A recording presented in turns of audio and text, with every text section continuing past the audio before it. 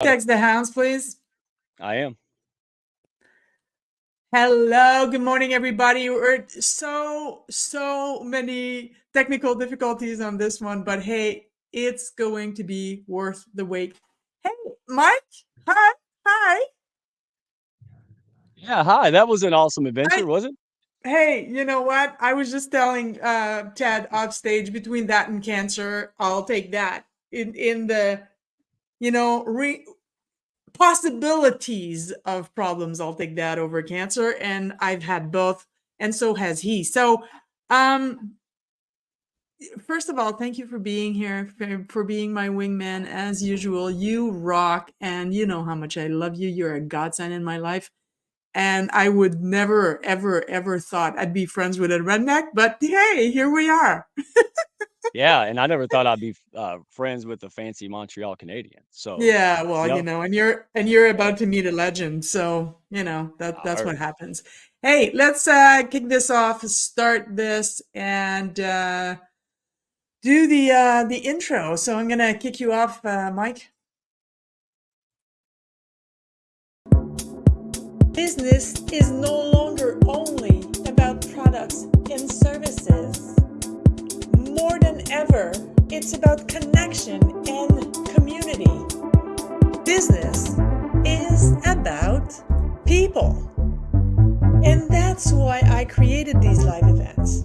Every week, join me in discovering one remarkable individual. No shop talk here. It's about who they are and not what they do. My name is Isabel Fortin, and welcome to People, Passion, and Purpose.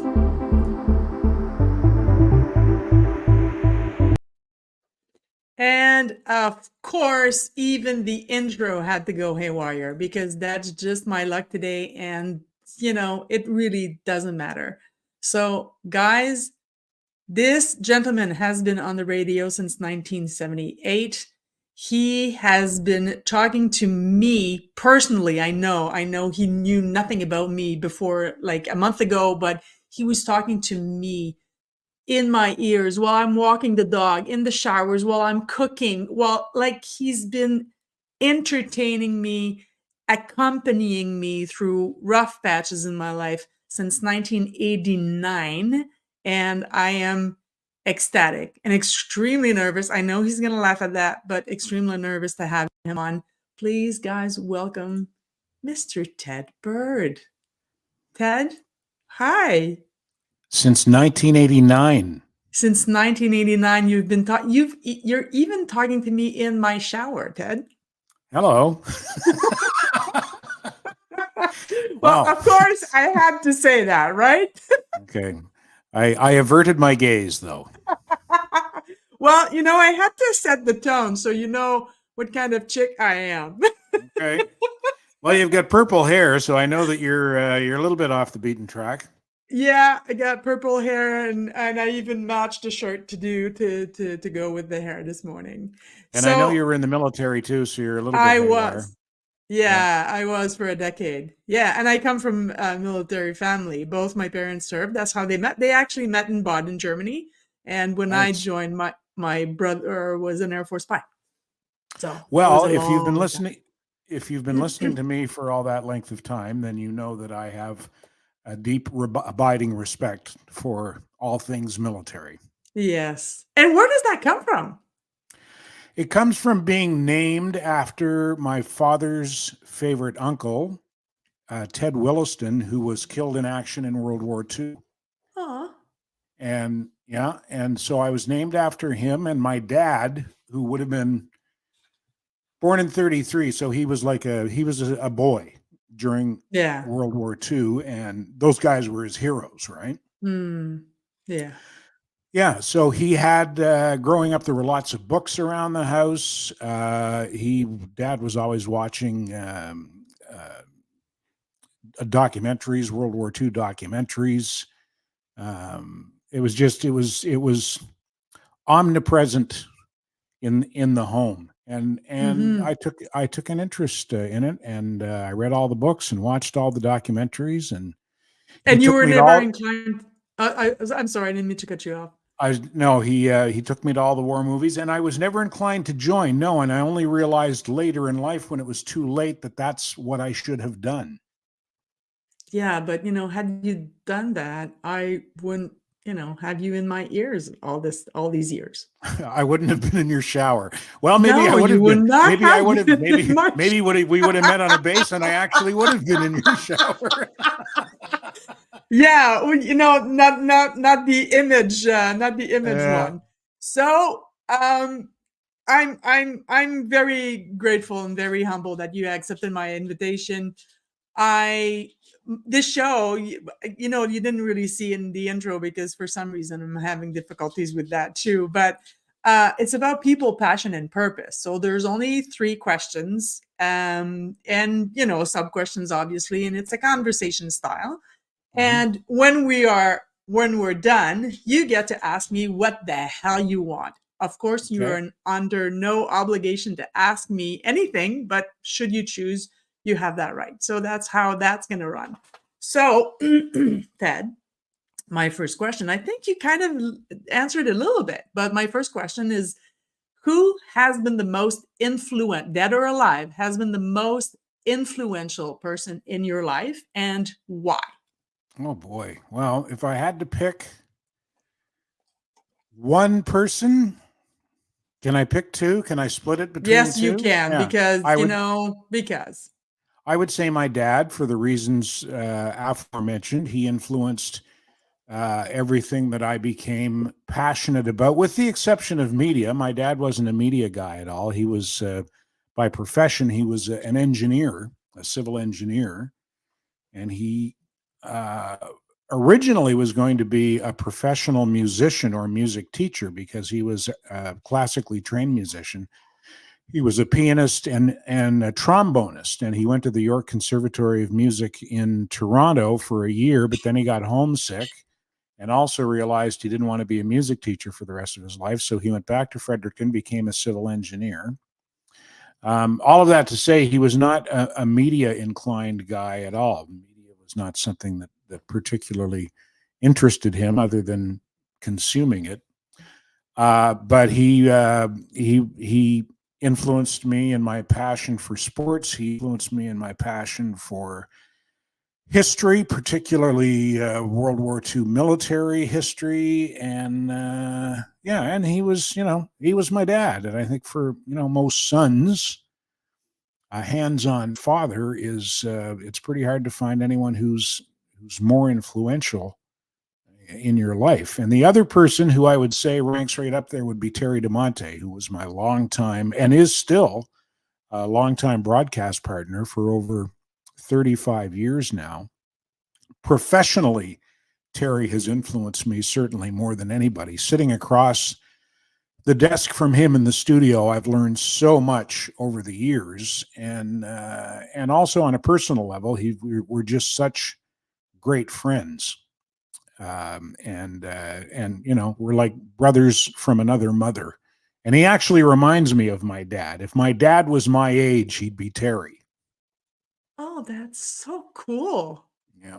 And as a longtime listener to the both of you together, the fact that you are friends shows, and it's what makes you guys so great. And I mean, I listen to your podcast now. I'm still because and I listen to your Saturday morning show, and it shows because you guys entertain the hell out of one another. It's you can't anyways, maybe some people can, but I think that you can't fake this kind of No, I real no, deep connection. not for any length of time. You can't. You might No. be able to How fool. I'm Sorry, go sorry. ahead. I was just gonna say, how long had you started? Like, when did you start working together? We started working together in 1988. So it was 35 years last year. Yeah. The year So before you started listening. I was just gonna say that. So just before I discovered you both, Yeah. and you started with Shom, or you started with Mix 96? with Shom. Terry and I started working together. Terry was already doing the morning show at Shom, and I was working on it was then known as FM 96, and they needed a news guy on Shom, and I thought I'd like to work with Terry DeMonte. So we got together, and over a couple of scotches, we shot the shit and decided, yes, this could work. And you became fast friends like rapidly, or did Oh that yeah. grow over time? No, Yeah. no. That happened. That happened right away. It was the bro version of love at first sight. Hey, most of the time that works better than the romantic version. Yeah, that's true. Yeah. Yes, that's certainly my relationship with him lasted longer than both my marriages combined. Well, I could say the same thing about my BFF too. So yeah, which been friends with her for since 1989 as well. So I think a whole lot of good stuff happened to me in 1989. Um, what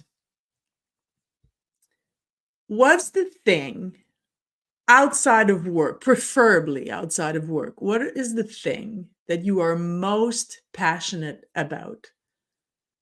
And that, makes your soul sing, makes you can't wait to do whatever, fill in the blank here. And how did you discover it? Well, interestingly, I would probably say sobriety. And I discovered that by drinking too much. So Okay. because outside of work, I spend most of my time, or at least a lot of my time, attending meetings of Alcoholics Anonymous. And I'm breaking my anonymity here, and you're not supposed to do that. But I'm coming up on 27 years sober, so it's not like, Wow. yeah. Part of the I think part of the reason behind, as far as I'm concerned, at least, part of the reason behind anonymity is to protect. It's not to protect you and your reputation as much as No. it's to protect the program of Alcoholics Anonymous. And in particular, with the advent of social media, I see so many people on Facebook with their 3-month sobriety chip making a big deal out of it, going, look at me, I'm 3 Yeah. months sober, yay me. And the next thing they're face down they're face down in the pavement outside the bar. And I had that experience myself in many years ago when I first tried to get sober, and I was like that. I would go around and I'd say, yeah, I'm getting, dig me, I quit drinking, I'm going to Alcoholics Anonymous meetings, how impressive am I, I'm sober.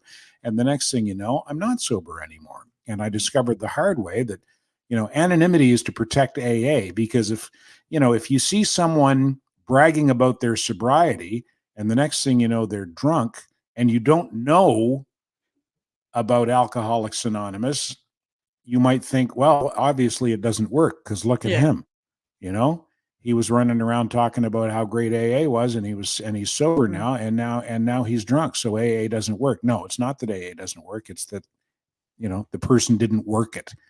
It works if you work it. So that's a long way of saying that's why I'm comfortable with breaking my sobriety. I don't go out of my way to do it. But you asked me the question, what am I passionate about? What makes my soul sing? That's what makes it sing. I love going to meetings of AA. I love watching people get sober. I love helping people get sober. If I can make a contribution to it, it's really amazing to see people. And over the years, I've seen so many come in the rooms, and I've said, "Oh Christ, this guy, this guy's not going to make it."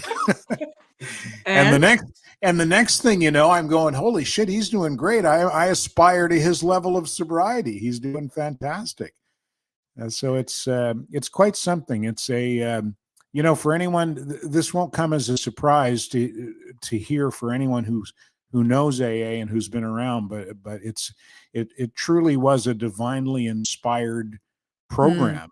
A couple of drunks back in the 1930s, Dr. Bob and Bill Wilson got together and helped each other get sober, and and now it's a worldwide fellowship with, I don't know how many members there are worldwide, but it's got to be tens of millions. And in my experience, which is lengthy, it's the only thing I've ever seen that gives people real long-term contented sobriety. Yeah, You know? success in that. Yeah. Yeah, Do, yeah. do you ever have moments in your life where I think I quit drinking a long time ago, but honestly, except for my military service, I wasn't a big drinker to begin with. But um, is there ever any moment still after 27 years of being sober would you say, "Holy crap, I'd go for the Scott right now"? Never, Oh, never. that's wonderful. Yeah, no, it's never an option. I'm not repelled by it. You know, I could sit across from you on a terrace on Crescent Street or Saint Denis on a hot summer day, and watch you drink a cold beer or have that glass of white wine with the one drop running down Yeah. the side of the glass. And it wouldn't bug me one bit. I'd think if you're enjoying that, good for you, but it wouldn't bother me one bit. I'm well beyond the obsession. It's Yeah, you're long not gone. thirsty anymore. No, no, and I No. haven't been for a long time. And my experience Oh, kudos. has been that drinking is. I'm convinced uh, that drinking is for alcoholics. It's a symptom of a deeper spiritual malaise. I And I agree. was able to address that through the 12 steps of Alcoholics Anonymous.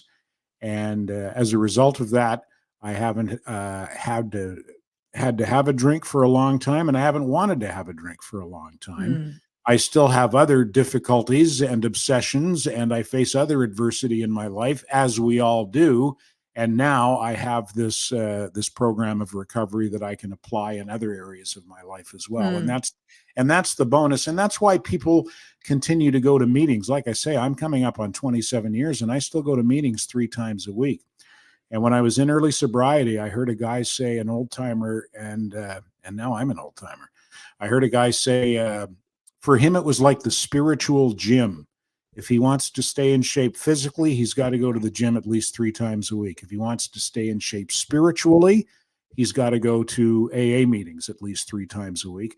And that's what I do. And I think there's an important distinction that people don't understand if they're not familiar with the program. And it's also something that I think makes people hesitant in the beginning. They think it's a religious program yeah, because God is mentioned. It's not a religious program, it's a spiritual program. And it's the mhm, God of, it says in the steps, the God of your understanding.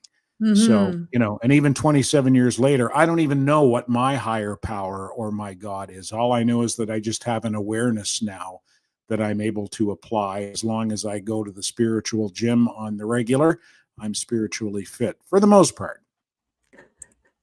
And We all have our moments, right? yes, and you know what? Thank God for that because imagine how life would be freaking boring if we didn't have something. I Yeah. mean, we're all in to some degrees in different aspects of our life. We're all kind of just broken and we're trying to fix ourselves. So Yeah. I some don't people know. go to food and some people go to alcohol and some people go to alcohol and it doesn't become a problem because they don't have that disease, and some people go to alcohol and it does become a problem because there's something there to begin with. But the fact that we're trying to be whole and the fact that we're trying to fix ourselves, it's all of us. I've never met a human that doesn't have one, uh flew over the cuckoo's nest parts of their personalities or their lives. Anybody can benefit from the 12 steps of Alcoholics Anonymous. I heard an old timer when I first came around used to refer to it as a blueprint for living. The bonus is if you do you follow that blueprint, you won't have to or want to drink anymore. But it Hmm. really is a blueprint for living. It's how to live your life in a peaceful, serene manner. Well, I've never been to a meeting, but what I'm getting from you and from everything that you're saying is that it's about the people. It's about being a witness and being a participant and hearing the stories and connecting to the people. That's what I'm hearing. On Yeah. top of everything else, on top of course, having sobriety and a connection to your higher power, whatever you want to call it. Fellowship is a huge element, and helping others is a big part of it as well. They say you can't keep it if you don't give it away. Yeah, yeah. The best way to receive is to give, and we rise Yeah. by helping others. Yeah, Yeah. yeah. And I think that's for everybody in every aspect, and makes us feel fuzzy inside too when we help others. Yeah. Well, it's about doing the next right thing, you know? So, what has been, if what has been or what is your life's purpose or mission or the goal to achieve, or maybe you already achieved it and you're just maintaining it? Obviously, you can do professional. I would prefer if it stays personal, on a personal level. On a personal level, well, Yeah, actually, I think it's sort of, the line is a little bit blurry because I think part of my life's purpose is to make people laugh, because I seem to be able to do that, very well. and Yes. I'm fortunate in that I have found a way to do that and get paid for it.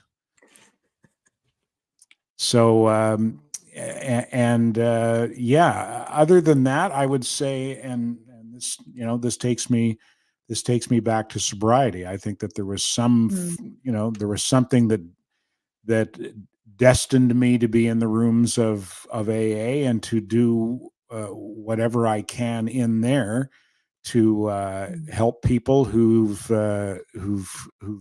gone off, who've gone astray, to help them get back on a good path again. So yeah, that's kind of a tough question, and it's a tough question to answer without getting into sort of dime store philosophy, or getting too deep and too profound. But you I'm just can. yeah, I'm just here to be to try to be as nice as I can, and not get But you into can a go as deep as you want. yeah, That was my point. yeah, As you yeah. want, I said. Yeah, well, I mean, that's really, that's about it, Isabel. I Yeah. don't know. I don't know if I have a profound purpose in life. And I know what I'm good at. Hmm. I know the areas that I have to improve in. If I can get through a trip to Costco without getting into a fist fight at the cheese aisle over the last block of Jarlsberg, that's a good day. I don't know which Costco you go to, Ted, because whenever I hear these stories, because you spoke about your Costco trips a few times, and even on your podcast, and I laugh hysterically. But when I go to Costco, I never have these problems. So you know what? Maybe you should come to Costco with me. Well, I think that, what happens is, I think and this is part of what's still flawed in me. I get myself all worked up before I even go in the door at Costco. Like, I Okay. get there, and if I can't get a decent parking spot, then that sets me off. And then I get inside and it's crowded, and that sets me off. And then the lineups for the for the checkouts. I don't know how, I always pick the wrong one. That used to happen back in the day when you used to go to the bank and they actually had tellers, and you would have to pick a line Yes. at the bank. And it was like, it was a roll of the dice, right? Because you don't Yeah. know what the person or people in front of you don't know which one is a small businessman who's got his payroll or his day's receipts and is going to take 20 minutes to get them done. So Yeah. yeah, I still let, what do they say? Don't let the small stuff bother you, and it's all small stuff. I still let the small stuff bother me sometimes. So that remains a challenge. My motto is don't sweat the petty stuff and don't pet the sweaty stuff. There you go. Don't sweat the small stuff, and it's all small stuff. That's what they say. Exactly. Yeah, I think Yeah. that was actually a book, I think, a long time ago. Oh, is that right? Yeah. And personal development kind of thing. Right. Yeah. Yeah. Ted, is there anything I haven't asked you that you would like to talk about? No, nothing I can think of really. Okay. I want to talk about I your was gonna military say other career. than my purple hair. No, I want to talk. I want to hear about your military career Oh. because, as I said earlier, that's something that if I was 18 years old again, I would Mhm. apply to the Royal Military Academy, and Mm. if I didn't get in, I would enlist because Yeah. I realized too late that it was something that I really would have enjoyed. See, the problem was when I was a teenager, when I graduated high school in 1977, it wasn't cool to be in the military. Mm. And I grew up in Fredericton near the CFB Gagetown, right? So Yeah, all I the remember. army guys, we all looked, we were all like long haired, dope smoking punks, right? And we'd look at the army guys and they were like, look at these army goofs with their ridiculous haircuts, And then Yeah. I realized too late, you know what? It's something I would have enjoyed. And I've gone out in the field with the Canadian military. I went to Bosnia in 2001 for, Wow, thank you for yeah, doing that. I was invited over by Andre Day, who was a longtime officer he was public affairs officer. I think Andre Mhm. retired as a major, I believe. And, or did he get to colonel? He might even have made it to colonel. Anyway, he was a listener and he knew that I was interested in the military. So he invited me Ah. to a number of events and, uh, and functions. And they had an opening on a junket as a NATO media observer for what was called S-Force, Stabilization Force, at the tail end of the NATO presence in Bosnia. I was there in 2001, so like 6 years after the peace treaty was signed, because Mhm. they were just putting the finishing touches on stabilizing the country. And I was so impressed watching the Canadian military in the field. I was impressed at how what brilliant leaders the officers were. I thought these guys in the private sector would be superstars, and probably some of them went back to the private sector to become superstars. And the professionalism of the rank and file of the enlisted personnel really impressed the hell out of me too. So yeah, all of that to say, if I was 18 again, I'd go down that route. I've been trying to talk one of my sons into. He's kind of a little bit lacking in purpose and direction. He's 22 and still doesn't know what he wants to do. And I Yeah. keep saying to him, "Man, join, enlist. He'd love it." Come on, enlist and become a combat engineer. You get to build stuff and then blow it up. Come on, how much fun would that be? And even start with the militia or the reserves if The he's got if reserves, he yeah, he could join. yeah, that, Black Watch I've or whatever. Yeah, I've got friends and connections in the Black Watch, in Second Field Artillery, Royal Montreal Regiment. Like I could plug him into any of those, but he's not interested, and you can't make somebody do that unless you institute a draft and send them to war. And I don't Yeah, want to do well, that. no, that's true. But I think that if I mean I'm 52 now. I've been out since, oh goodness, a long, long time, more than I care to count. And if World War III starts tomorrow, they're gonna take me. You know what I mean? So they go backwards and eventually they would get to me. I And don't were you know. Air Force? Yeah, I was Air Force. Yeah. Yeah, enlisted or Actually, officer? no, in the ranks. Yeah, what did you Yeah. do?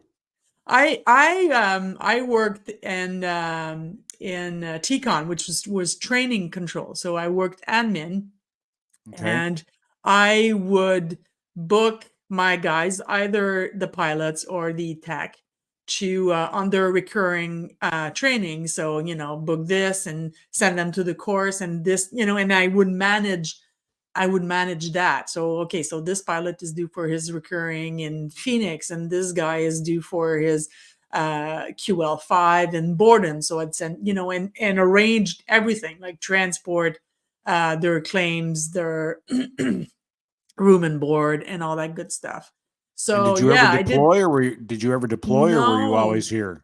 yeah, I was always here. And you know what? The 52-year-old me wants to kick my 23-year-old ass Yeah. because I had the opportunity to go close LAR in Germany and I declined.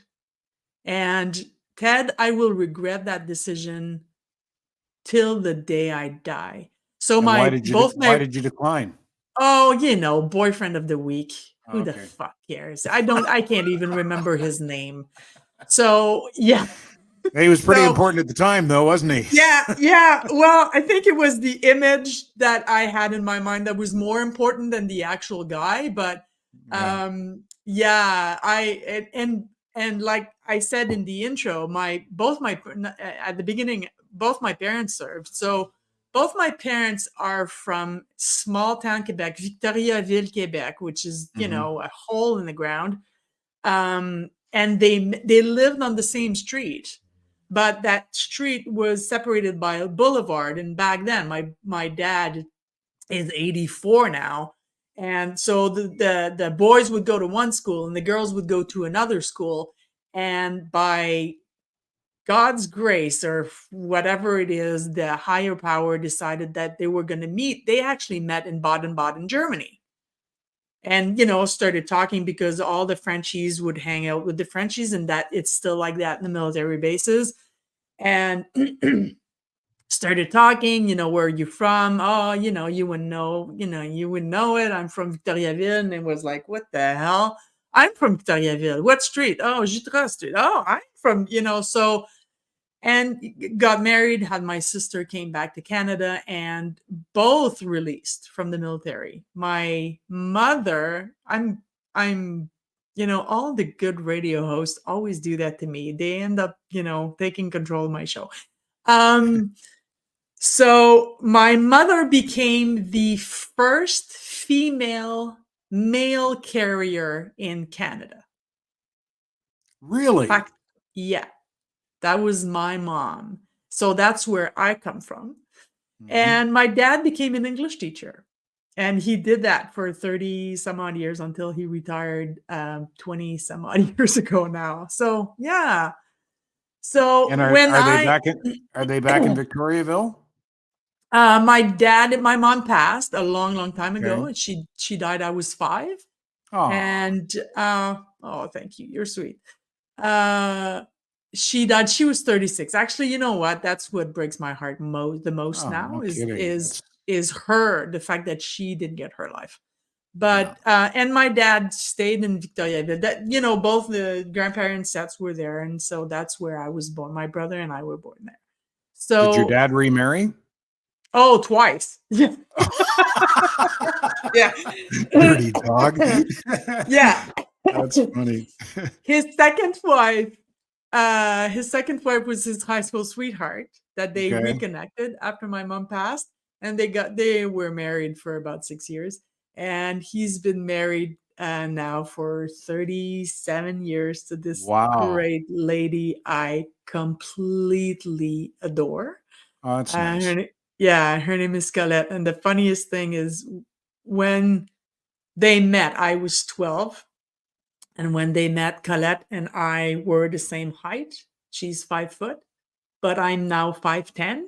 So every time I go to their house and I give her a big hug, she always looks at me and she says, when we met, we were the same height. What the hell happened to you? That's funny. So yeah. But out of high school, I just instead of wasting my time and my money in CEGEP, I just decided to enroll because that was the family business. So Right. I didn't even think about it. So you At enlisted at 18? 17, Wow.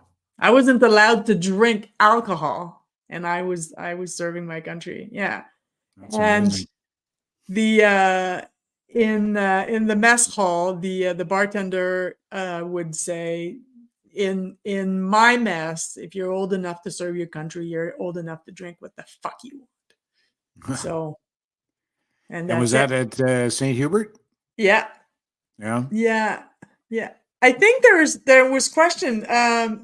Mike, I think you told me that there were questions from the audience. Can you put them on, please? Did he? Oh, did you always have a passion for radio and people as a kid, or did you find it later in life? I think I know the answer to that. Well, radio, no. Unlike most guys who get into radio, like Terry DeMonte is an example. Terry knew from the time he was 5 or 6 years old he wanted to be a radio announcer. He used to make little radio programs on an old tape recorder when he was a little kid. It's not something that ever really occurred to me until I guess when I was a teenager. I was a big George Carlin fan. And George Carlin used to do these skits of radio announcers, Wonderful Wino. And I had the George Carlin record with Wonderful Wino, and I knew the routine off by heart. And I used to do it on hockey and baseball road trips to entertain the other guys. And a couple of the parents said to me, "You're pretty good at that. You should be a radio announcer." So I ended up taking a journalism course at a community college in PEI after I graduated from high school. And through that course, I got an internship at a radio station, at the local radio station. And they eventually hired me. But if I had gotten an internship at a newspaper, I might have ended up being a print journalist. If I'd gotten an internship at a TV station, I might have ended up being a television reporter. It just worked out. Yeah, it happened. But yeah. But yeah, as a kid, it wasn't something that I aspired to. But I'm glad it worked out. And you're extremely good at it, obviously, since you've been in my shower since 1989. Yeah. Must be doing something right. How did you feel? I just want to bounce off something you said about Terry. How did you, because I know maybe the audience don't know because most of my LinkedIn's are American, but how did you feel how did you react? How did you live through what happened to Terry's health? Well, I mean, I took it a day at a time. I went through my own health crisis about 7 years ago. I was diagnosed with cancer. I had the sexy one, rectal cancer. And, so I knew that it was, it's, one foot in front of the other, one day at a time. And I did not know, and nor did he know how close he was going to come to checking out. It was an operation. He underwent open heart surgery a year ago this month on his birthday, on his 65th birthday. How's that for a retirement present? Open heart surgery, valve replacement surgery. Yeah. And obviously it's a serious operation, but they did not foresee the complications that occurred. And he was in intensive care for something like 2 or 3 weeks. Like, he was hovering between life and death for somewhere between 14 and 21 days. His poor wife didn't know from one day to the next whether he was going to make it. And I didn't realize until after he had recovered, because he lives on the other side of the country and I wasn't there on a daily basis. I didn't realize how serious the complications were until after he recovered and told me how close he had come to actually dying. Yeah, but he's and good. thank God. He's good now. Yeah, Yeah, and that's what matters. Yeah, and that's what matters. He's got such great genes. His parents are both, I think they're 87 or 88 years old, and they're both healthy as horses. I'm pretty sure his dad still plays hockey once or twice a week. It's just Holy great. Crap, okay. Oh yeah. Great genes. Yeah. Terry's not going anywhere for a while yet. Amen to that. That's keeping around. And I listen, obviously I told you I listened to your podcast, but I listened the interview that you guys did with Jess, his wife. Yep. Holy goodness gracious. I don't think there was one moment of no, not teary-eyed. And thank God she was there to be his advocate. And thank God she's, Yeah. So, it's important to have people like that in our lives, right? Yeah, it sure is. And I think he'd be the first to say he probably wouldn't have made it without her. Yeah. They're advocating on his behalf, and I'm sure that even when he was not conscious, I'm sure that his, somehow he was feeling her support and her love. Hmm. Well, amen to that. Ted, you have been most generous. I appreciate. I feel like I've known you because I have known you, or at least your existence for a long, long time. But you were so generous in giving me time this morning. I appreciate it a million. And you've asked a few questions, but I am going to, since you're the guest, I'm going to allow you to ask anything you want before we close this show. I thought I already did. I was just gonna say you did ask a lot of questions. If there's anything else, then good. If not, then we'll close it. No, the only remaining question is what time will I see you in the shower? And that's all the time we have. Thank you so much for coming. I appreciate it more than I can. Yeah, Mike that you met earlier is saying it must be a huge shower. Actually, you know what? It is. Thank you. Thank you And for asking. guys, Thank you for asking me. and guys, I will see you next week.